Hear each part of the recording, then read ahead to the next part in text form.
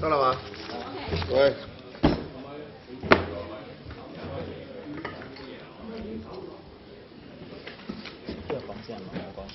嚇咩啊？係咪我講先嘅？第一個係咪你啊？嚇？佢 OK，我介紹啫。多謝多謝各位向你哋。Thank you for attending. I wish you all very good work life and good health in the year of the monkey. And this is the last year of this term. We're here to talk about PAC report number 65. There are 10 chapters altogether. We have selected 4 out of the 10 for hearings to be conducted. For the remaining 6,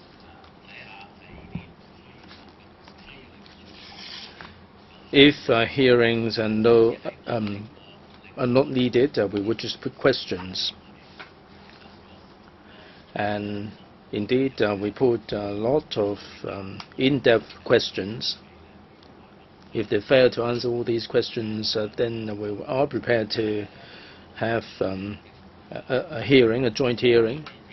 But I'm grateful that the government officials gave us very good replies to the questions, and they devoted so much time, and they answered the questions in some cases better than those officials attending the hearings, and they spent so much efforts and time addressing our questions, and that avoided the need to spend any more time on the chapters. We have selected chapters 1, 2, 3, and 5 of the reports. Number 1 has to do with the municipal solid waste. The first chapter is the administration's management of MSW, municipal solid waste. Mr. Chen Hek-kan is responsible for that. The second chapter that we selected was under Mr. Kenneth Leung, that has to do with the food waste. The third one is the vacant school premises, the use and disposal of vacant school premises. And chapter number 5 is under Mr. Alan Leung, and that is the operation of the Hong Kong Post. Mr. Paul J. is not here. I will try to answer your questions. Mr. Paul J. is in charge of the disposal of vacant school premises. For chapters 1 and 2, we can take questions together. And I'd like to call upon Mr. Gary Chen to say something on those 2 chapters, and then Mr. Kenneth Leung. Report number 65, the first chapter is about the management of MSW. There are a couple of points in the report. The first one is that the environment policy is really lagging behind. Second, in terms of the MSW generation quantities and the recovery rates, the figures are not accurate.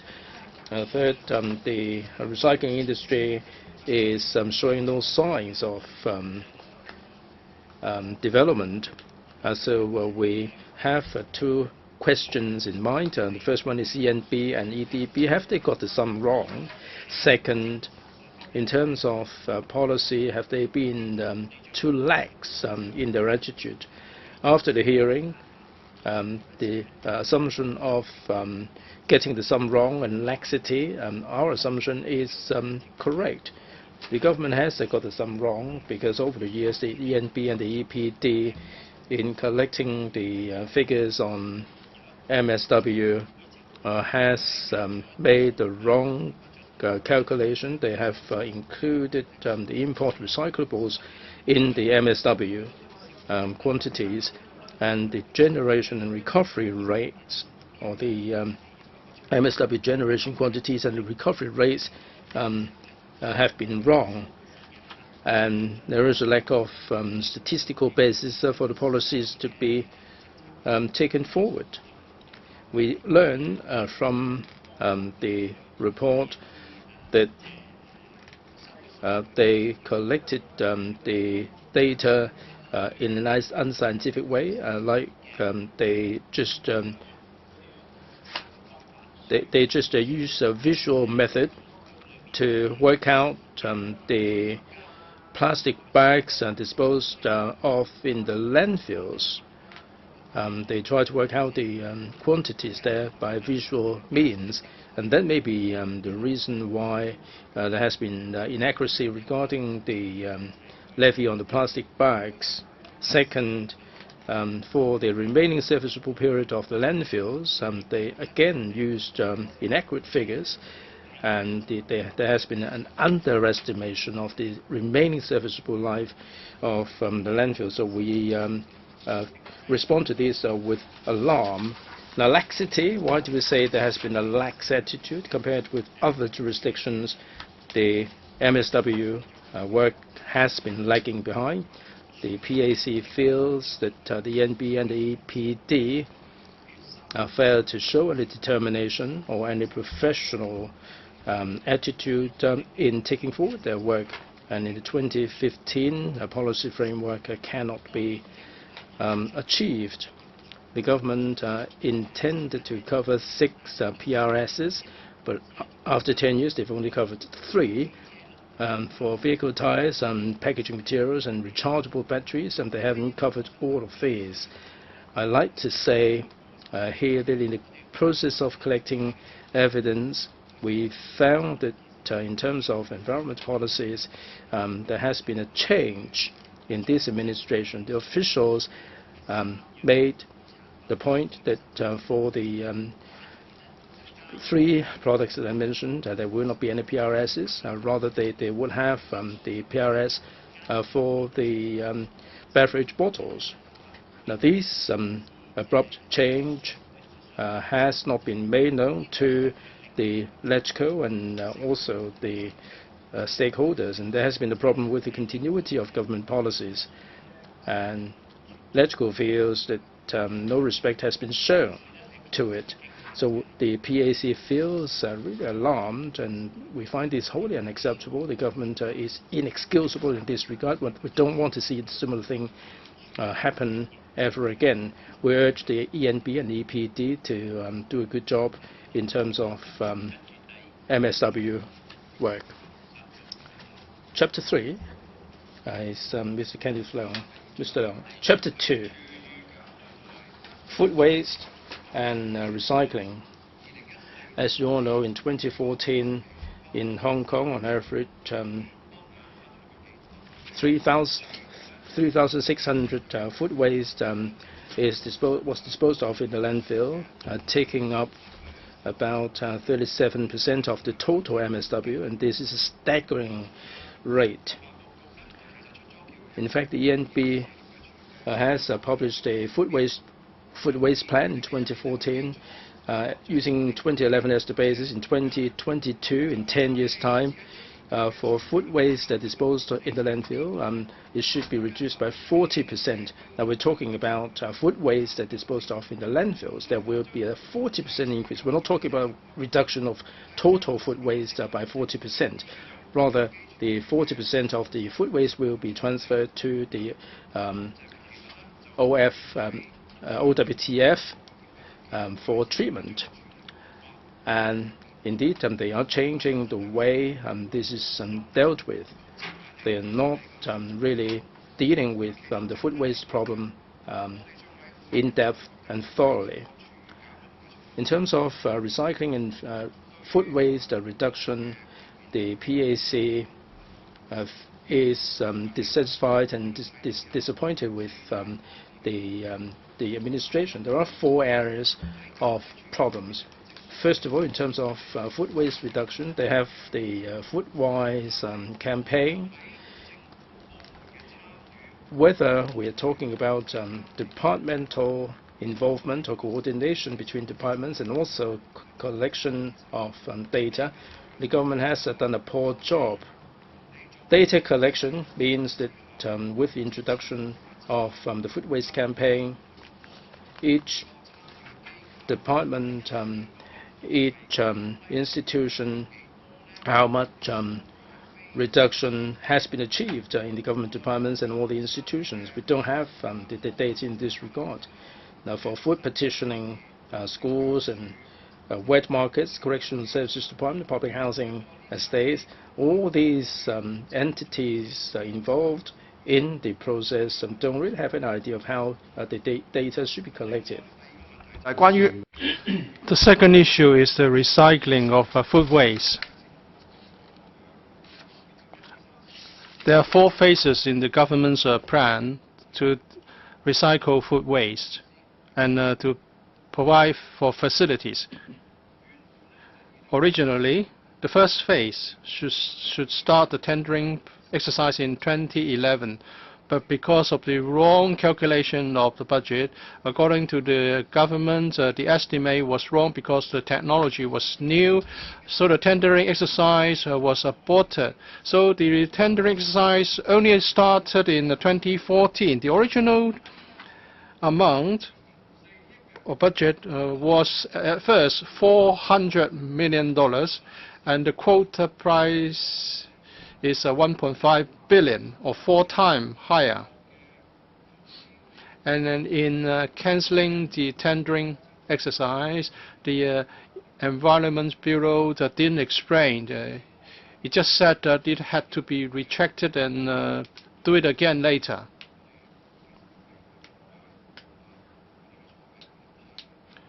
The funding was approved with the green light given by the panel and the FC. And they didn't come to explain why it had to be redone.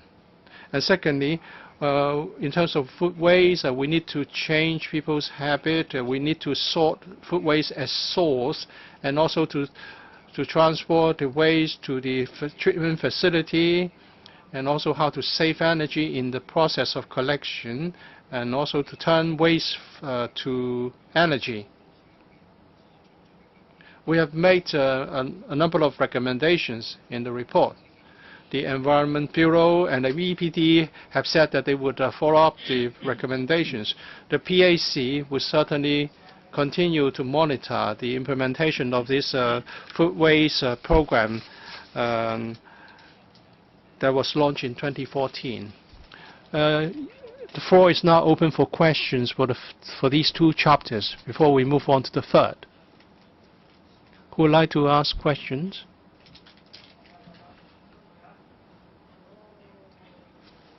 Can the committee explain why does the committee find the Environment Bureau and also EPD unprofessional in dealing with MSW and also the food waste in Hong Kong? Thank you.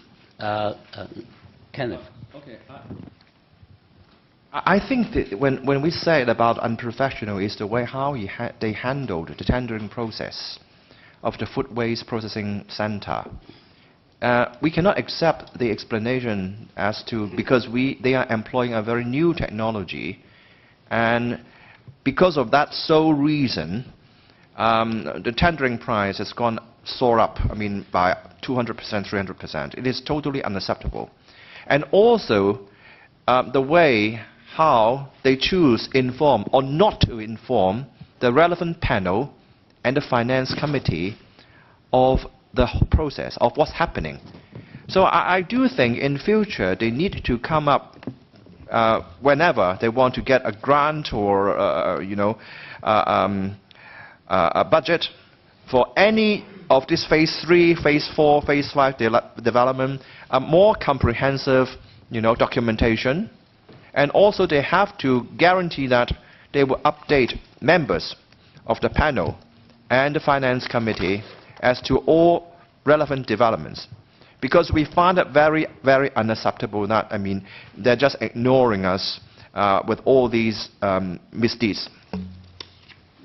Yes, and also I think on the aspect of the municipal waste, solid waste, the issue is that there was a blueprint being given in 2005.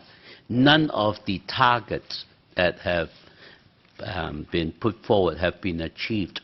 And as early as been notified by my colleague here, that what they have done is that the 6 products that they have to deal with in terms of the clearance and things like that, they have actually not have done any substantial part of it, and they have changed what have been included in the blueprints. I think that and then added the plastic waste bags.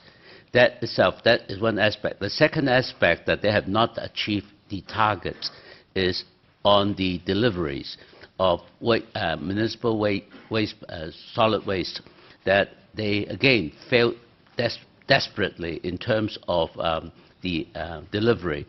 So that is not a professional way. The other on the food wastage, as explained by Kenneth. So on that, in the delivery of the blueprints, which was given in 2005, that was a plan that have not been achieved, and for that I think they have not done well.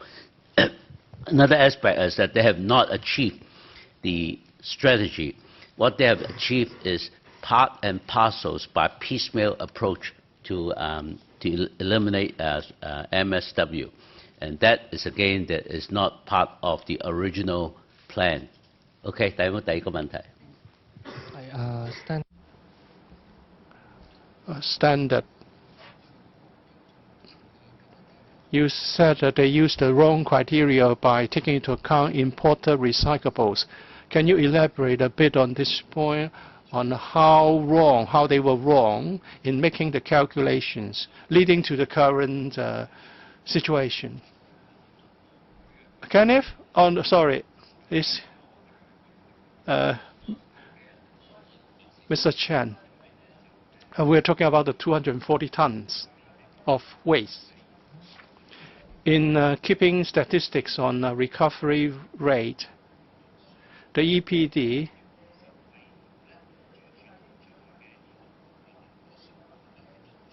deduct the amount of imported waste which were subsequently re-exported, leading to a higher figure than would be the case. Because of the export of these imported waste, it seems to suggest that we are generating more waste than would be the case. And also, these wastes were re-exported as recyclables. So as a result, the recovery rate was boosted. It's clearly set out in the Director of Audit's report. During the hearings, we put questions to CNS department, to the CNE department, and the EPD. After the release of this report by the Audit Commission, the EPD immediately rectified the relevant statistics. So the overestimation of relevant amounts will no longer happen. Sorry, I would like to let Mr. Alan Leung to supplement, because he did ask a lot of questions during the hearings. Whether we're talking about Chapter 1 or Chapter 2, we see a common problem. Just like a company, the chairman, i.e. the secretary, is an expert. He has come up with 2013 and blueprint and so on and so forth. But the executive arm, the EPD, failed to act professionally and seriously in implementing the policies and policy directions set by the Secretary and the Undersecretary. As you can see in our report, as Mr. Gary Chan has said, for 2 years they estimated the amount of MSW. They regarded imported waste as locally generated waste. Because of this overestimation, they then asked for funding approval from the FC to increase the area of our landfills and asked for funding to build incinerator. During the latter part of the hearing, I put this question to the Secretary. If the basis was based on something that you have overestimated in terms of MSW generation, well, we thought, of course, they had misled the FC. We then asked him to do something based on a more accurate projection and estimation, and to redo and revise the environmental blueprint. But what is regrettable that after repeating urging from us, the government departments only said that in respect of the 3 landfills, in terms of the change and of a capacity, they would step up the reporting process to LegCo. This is more unsatisfactory, because if there's an overestimation, you should at least deploy resources and manpower to do more in reduction as source and promote recycling. Well, their attitude is that once funding has been earmarked, then it should be okay. And they're expanding the landfills and they're building the incinerator, and they are not really making any preparation on the basis of correct data. So the PAC is of the view that the operating department fails to implement at the bureau chief level the policies in a professional manner. That the MSW has been overestimated, and in Chapter 2, the food waste reduction and recycling, they have a plan formulated, but they haven't got any objective data for them to follow up on these plans. And in announcing the plans, they don't have an objective to make sure that the implementation department would be able to say whether the established policy is achieved at a certain time. If they fail to do so, they should rectify the problem and all the effectiveness. We haven't seen that happen. This is something that we are critical of the implementation department. It simply fails to achieve the key direction of the policy framework. As you all know, at the Environmental Affairs Panel or at the PAC, we are very concerned about the funding for the environmental projects. We are concerned that in terms of waste reduction and waste recycling, better upstream work should be done, and that would minimize the need for the downstream treatment like the landfilling and incineration.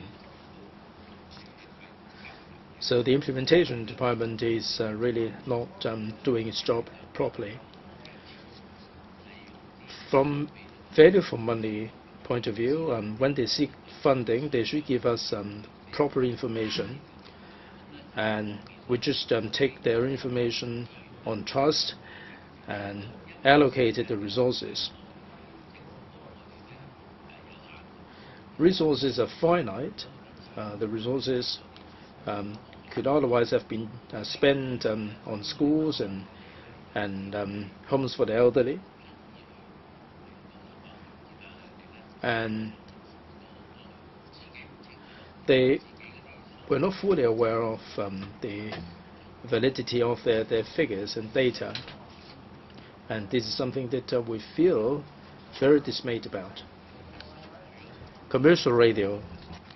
Mr. Alan Leung, if I may put a question to you on the basis of what you said, if the ENB provided the correct information, then would there have been a chance that the 3 landfills proposals and the incinerator proposal would not have been endorsed? There were strong reactions from the residents in the district. Do you think that with being unfair to the residents there, they should feel hard done by? And also, the first phase of the OWTF has gone up from $400 million to $1.5 billion, and the completion date has been put back by 4 years. So, in terms of public works, is this really a big mistake, a big problem? I'm called upon Mr. Leung for the second question. For the first question, it would be hard for us to say whether the proposal would be endorsed if the information was correct, or whether it would have been approved. It's hard to say.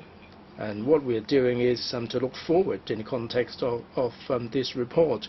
We don't want any department, any bureau to make available information, this kind of information to LegCo. We have published the report on the basis of the hearing. Right, do you want to take this question? When we cast our vote on the facilities, we would work on the basis of the information provided to us by the administration. And the administration, in providing the information, has the obligation to make sure that the information is accurate and available to the public. You said with more accurate information, members would have voted the other way. I think the choice is always there, but it's a question of what decision should be made. I'm sure different members would have different views if we had correct information. The first phase of OWTF, the first tender exercise, the first tender was withdrawn. It started off being $400 million. It's gone up to $1.5 billion. This rate of increase is something like 400%, 4 times. It is wholly ridiculous. So that's why the PAC is reacting so strongly about this issue. As the chairman said, the EA panel and the finance committee have looked at them and endorsed the project, and the government has not brought LegCo up to date on the situation. This is an unprofessional behavior. As regards cost overruns, I don't really want to talk about it, and members do feel very strongly about it. You look at the recent projects, all of them have experienced cost overruns. Now here we're talking about $1 billion overrun, and we are now talking about billions and billions of cost overruns for other projects. I've got nothing to add.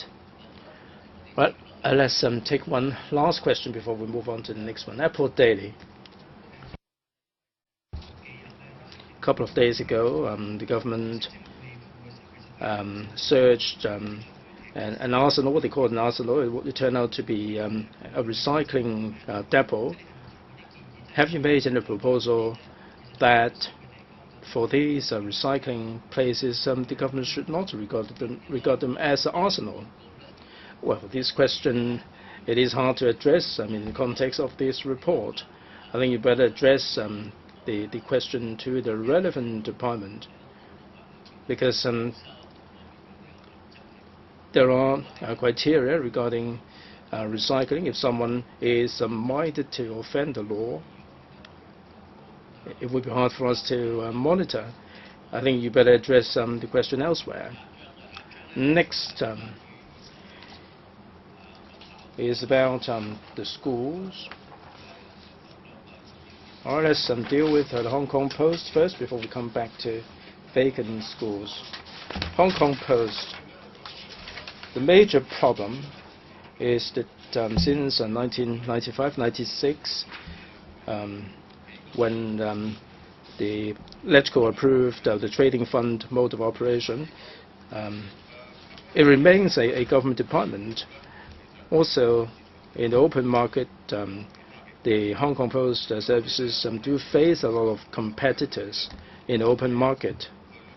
So since 1995, 96 through to 14-15, for 14 years, the Hong Kong Post have failed to achieve the target rate of return. For 8 years, the Hong Kong Post registered an operational loss. So throughout the hearing, one of our focuses is to call upon Mr. Kwek Soh to face up to this issue. This trading fund mode of operation, well, you may say that this is the best mode for the time being. The government should improve it to such an extent that there should be more flexibility on the part of the Hong Kong Post, and they would be able to do a better job. Mr. Kwek Soh and the Postmaster General said in the hearing that this year, in 2016, they are going to be sitting down with the Financial Secretary in this one's in 5-year cycle to talk about the operation of the Hong Kong Post. We mentioned whether there should be greater flexibility, like the vehicle repair and maintenance. Do they have to patronize the EMSD? And for the purchase of procurement of furniture, do they have to act like a government department to go through the same procedure? The Secretary and the Postmaster General said that they would take advantage of this once in 5-year review to take the matter up with the FS. The PMG said that it is to achieve flexibility. It's not something that the Hong Kong Post would be able to do it alone. It has to work with other departments. If you look at the Hong Kong Post, it is really a favorite of the Director of Audit. As we said, for the past 10 years, there have been 6 audits conducted on the Hong Kong Post of various scale and from different angles. It shows that despite all these audit exercises, they are falling short of expectation. They have registered so many years of losses, and they fail to achieve their target rate of return, and there are indeed problems. And the PAC would like to advance in this particular perspective. Also, in management of these operations, we also got some areas for further improvement. For example, for mail processing, we know from the audit report that sometimes postage is insufficient, or even no postage is paid, and yet the mail is still delivered. We asked the Postmaster General about this, and we were told that in the mail center, they have adopted new measures to identify mail with insufficient postage. And the PAC has also mentioned the point that you should not overdo it. If too much is spent to recoup just a little bit of unpaid postage, it won't be good, and a balance should be made. Next issue is overtime work of Hong Kong Post staff. It's one of the major focuses of the audit report. The Hong Kong Post has adopted a different overtime arrangement, but they have a mail delivery time, and if there are more mail items or parcels than what can be handled during the delivery time, then overtime is payable. We understand the nature of work of postmen, so we are not raising queries about this approach, but perhaps the inspection done should be more transparent. For example, for a certain delivery area, it's just 7-story tenement building, and now it's a 28-story commercial building. And if you don't conduct any review, then there will be a mismatch between reality and your plan. And also under civil service regulation, overtime should normally be compensated by time off in lieu. And if it's unlikely or that the time off cannot be granted within a month after the overtime is worked, then an overtime allowance may be paid.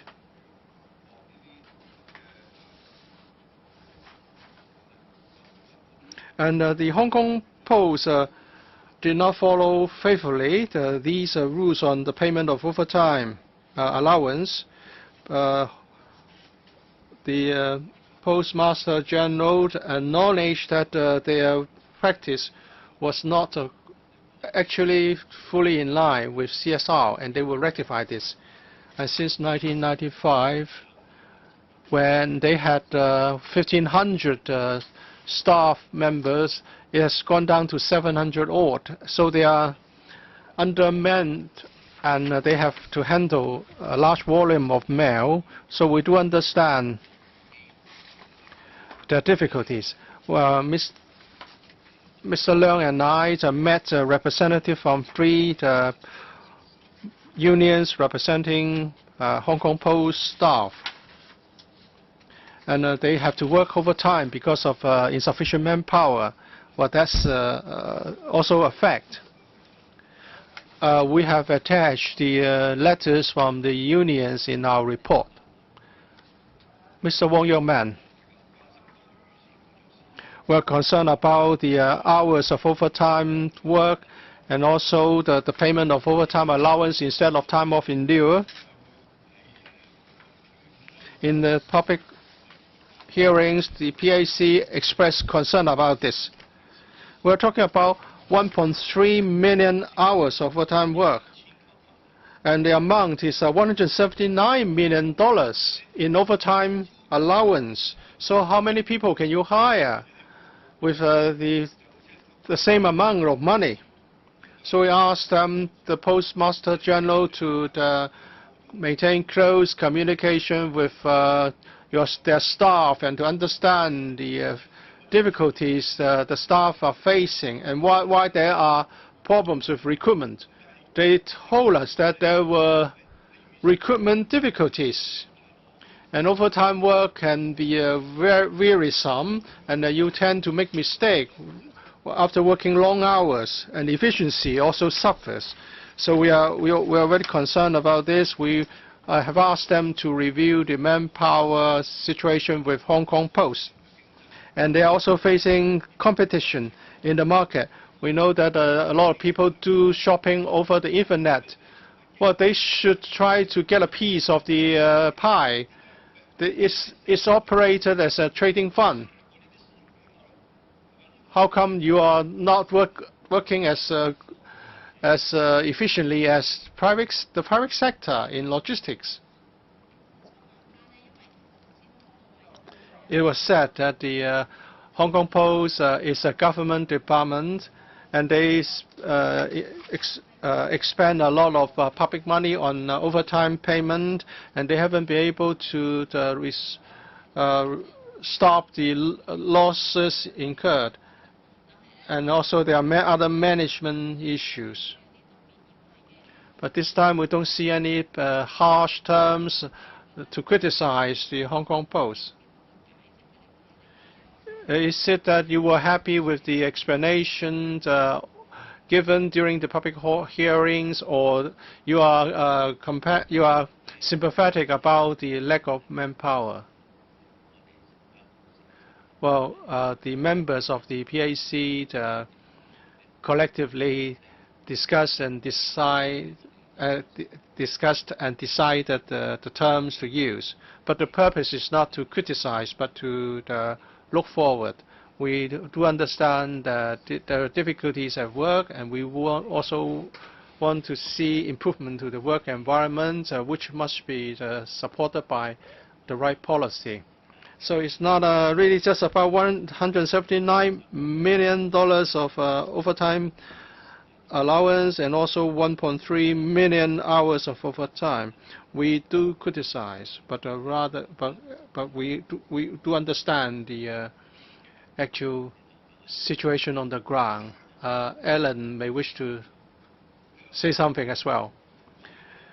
Well, during the hearings, we spent a lot of time to look into the mode, whether as a trading fund it would be appropriate. And after hearing the evidence, we were inclined to regard the mode of a trading fund to be the best given the limited choices we have now.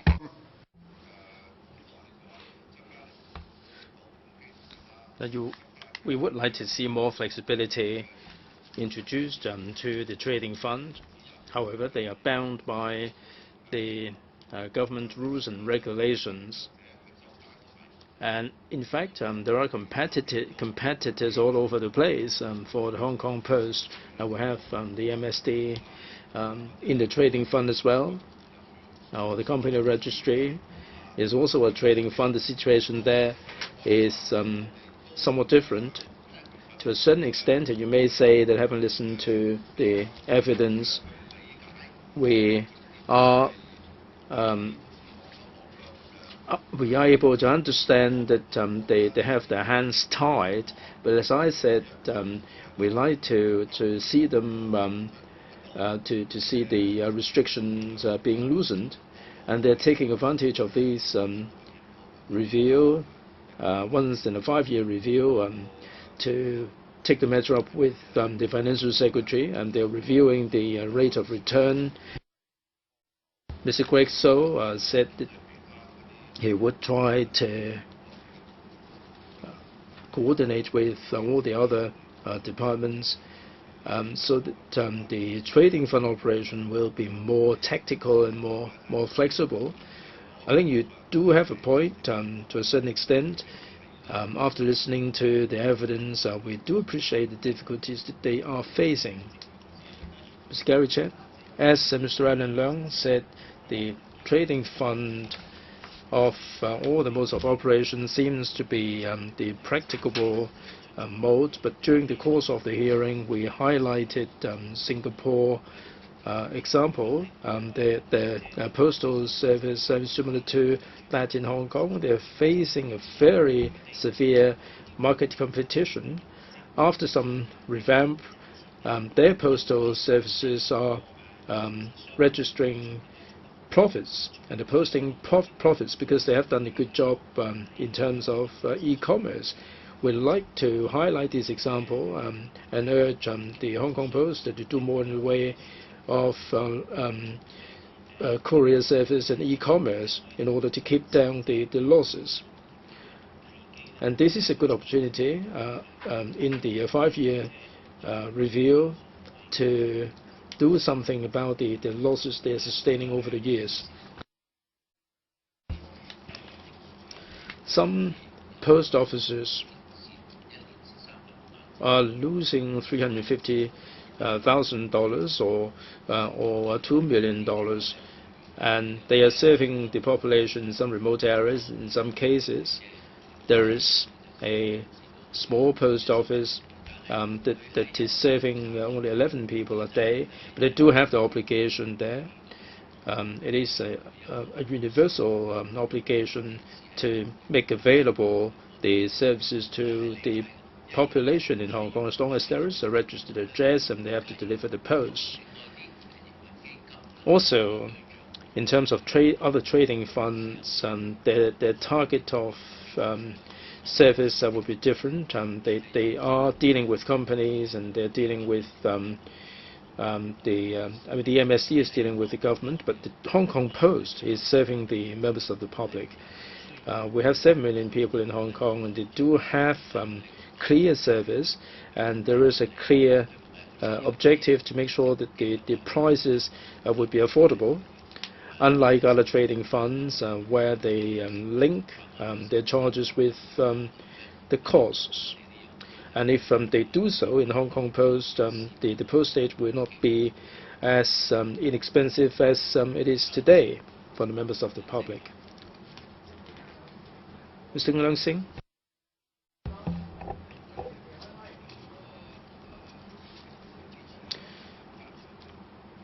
Where the members of the public appreciate the Hong Kong Post service, and the changes and reforms have gained the recognition of the members of the public. And the overriding objective is to serve the members of the public.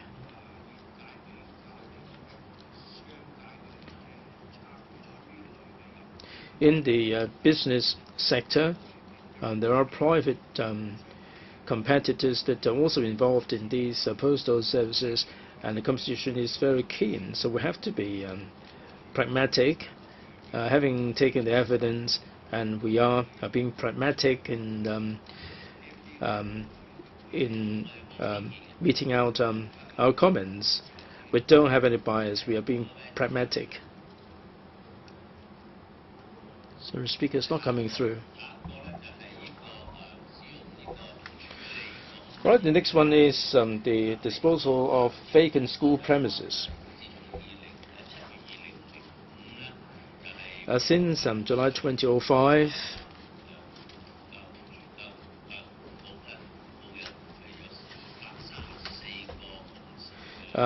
there have been 234 vacant school premises. Of these, 105 have not been in use. They have not been used for school purposes. 129 have been used as school premises. In this report, we have set out in detail our observation, our views. Some have been lying vacant for 6 years or more. Why is it that there are school premises that are lying vacant? Some of them are old school premises in rural areas, and many of them are in fact in rural areas, and they've been lying vacant. Some because of the school closure policy in 2005, and they run short of students, and they've been lying vacant.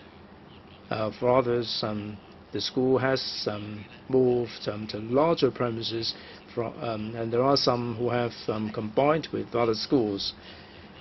But this is not the crux of the matter. The crux of the matter is how they deal with the vacant schools premises, how they monitor the demand and manage the vacant premises. And 243 vacant schools could have been used for residential sites or for other welfare or social facilities, and they have not done anything at all. We are very critical of the administration on this. And also, the department is not monitoring all these vacant premises well enough, and the school premises have spent so much time lying vacant without anything being done about them, without any monitoring. There have been no repairs and maintenance, in this report, we devoted quite a bit of attention to this. Perhaps I open the floor for questions. Mr. Raymond Wong. In education, we have to utilize, we have to bring forth the talents.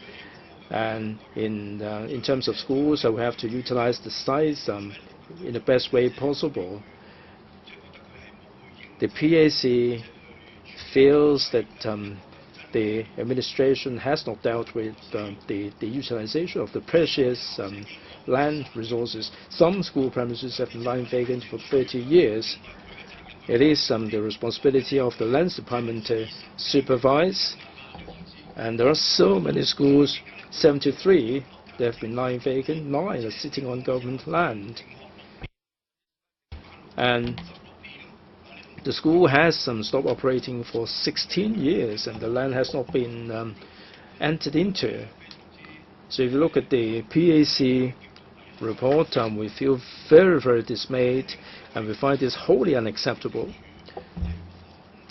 There could have been more improvements, in particular the Lands Department and the EDB. Now, there are school premises that are lying vacant on government land. Some are not on government land, but for those that are on government land, they have stopped operating for 16, 18 years. And there has not been any initiative to follow up on these cases, and this is a serious problem. So in our report, we feel very dismayed, and we find this wholly unacceptable. Thank you.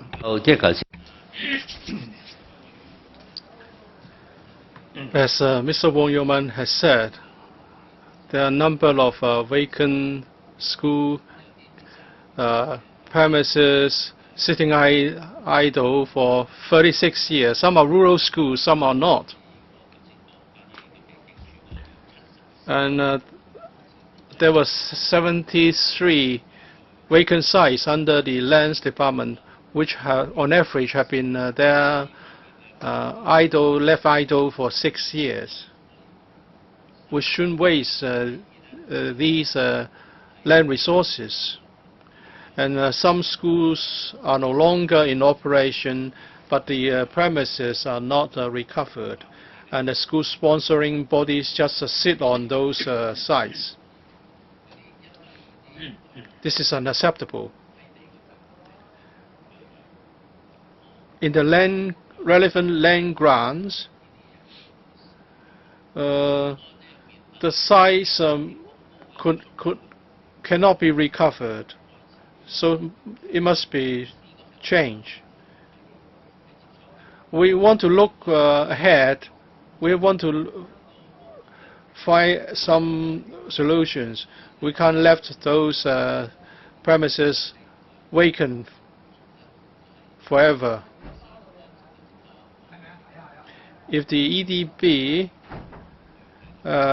has no need for the sites, the land should be referred back to the central planning, the planning department, to put the sites to other uses such as housing. And after the sites are returned to the Lands Department can then look at how how new land grants can be made.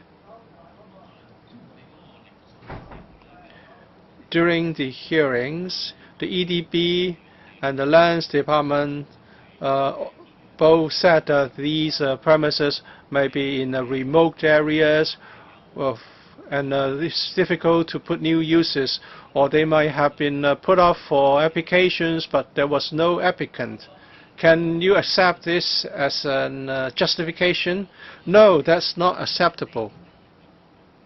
How can you say that land is useless? It's just that their heart is not on the job. It's plainly an excuse.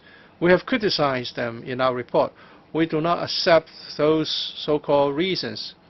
If those sites cannot be used by them, the land should be returned to the government, or it can be used for community activities and space. And now, for some premises, they have been left idle for 36 years. Such resources should be put to better uses. Well, we have to look at the entire process from identification of vacant school premises. There are problems with the very first step. We need to have a mechanism to identify vacant premises, and then we need to have a system for allocation for those waiting in line. It can be used for another school and other GIC purposes. And then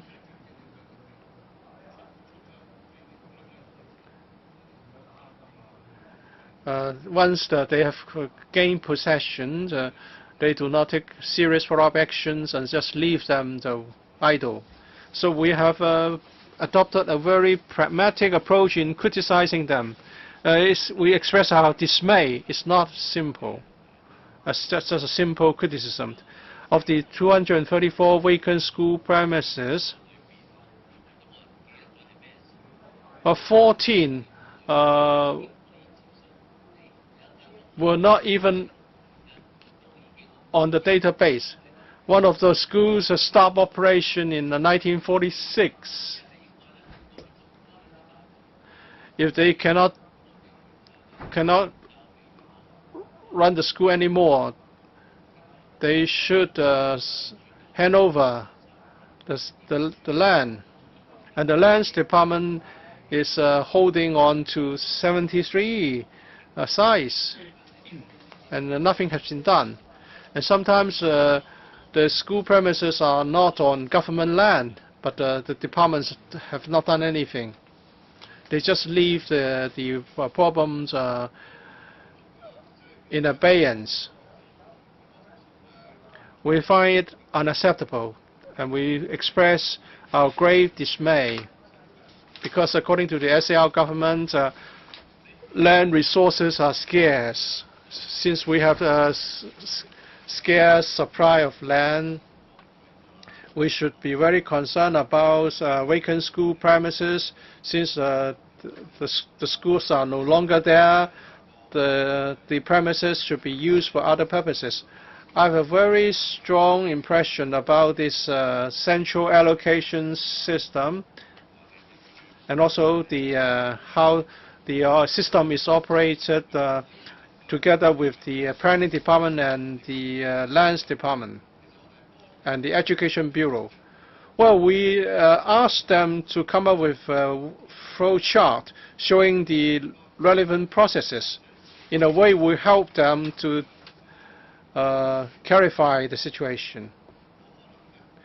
If there were no public hearings for this audit report, they would only have a very ambiguous and fuzzy idea about the central allocation, and there's no monitoring, and no department would be taking the lead and make the decisions.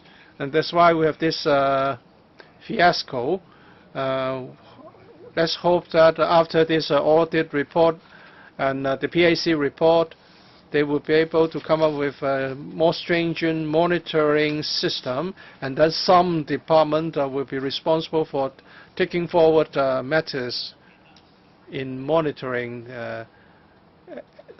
VSPs.